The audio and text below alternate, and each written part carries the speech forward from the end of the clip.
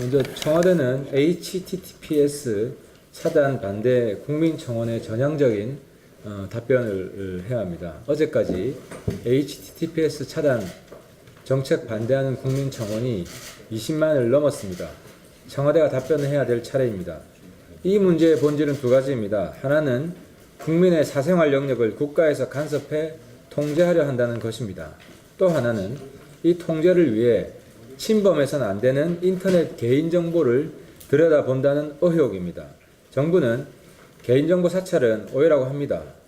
그럼 왜 이런 오해가 발생하는지 답변해서 국민 불신을 해소할 책임이 있습니다. 무조건 오해라고만 하지 말고 정부 정책에 무슨 잘못은 없는지, 국민을 믿지 못하고 너무 쉽게 통제하려 한 건 아닌지 진지하게 성찰하고 답변해 주시기 바랍니다.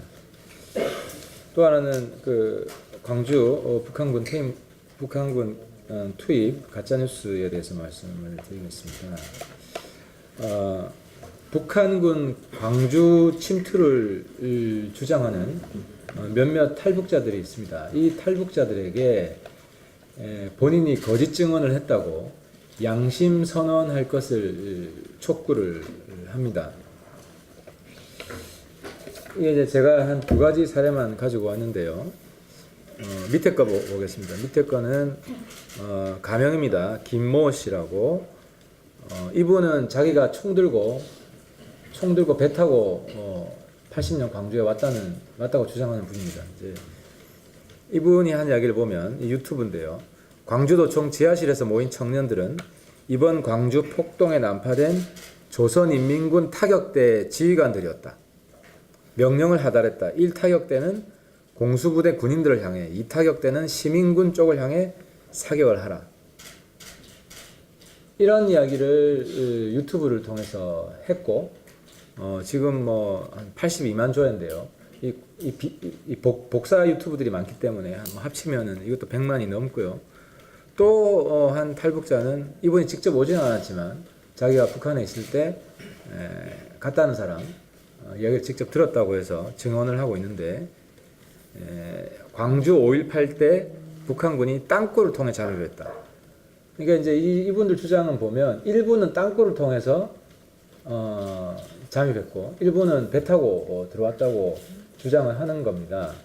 요 임모 씨는 유튜브가 지금 100만이 넘었고요. 비슷한 영상들 다 합하면 200만 정도 될 겁니다.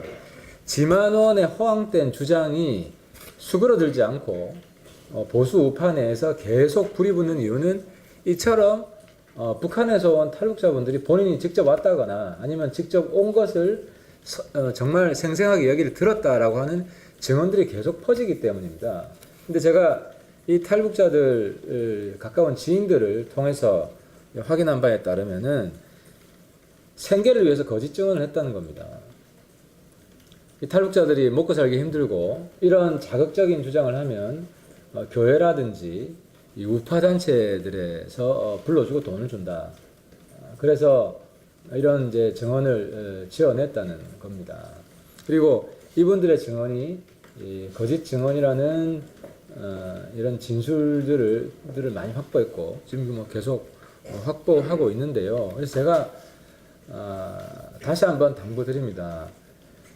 이 몇몇 정말 이런 탈북자 분들 때문에 대한민국이 굉장히 혼란에 빠져 있습니다. 그리고 또 같은 동료 탈북자들 50여 사람이 지만원에 의해서 간첩으로 80년 5월 당시에 광주에 내려온 특수부대다 해서 간첩으로 몰리고 있습니다. 이 상황을 좀 심각하게 받아들이고 지금이라도 국민들한테 양심선언 하십시오. 과거에 자수하여 광명 찾자란 말이 있는데 지금 이 탈북자분들이 바로 자수해서 광명을 찾아야 될 때입니다. 이 양심선언 하지 않으면은 정말 더 엄중한 처벌이 지금 기다릴 것이다. 인생이 끝난다는 생각을 하시고 다시 한번 양심선언을 촉구를 합니다.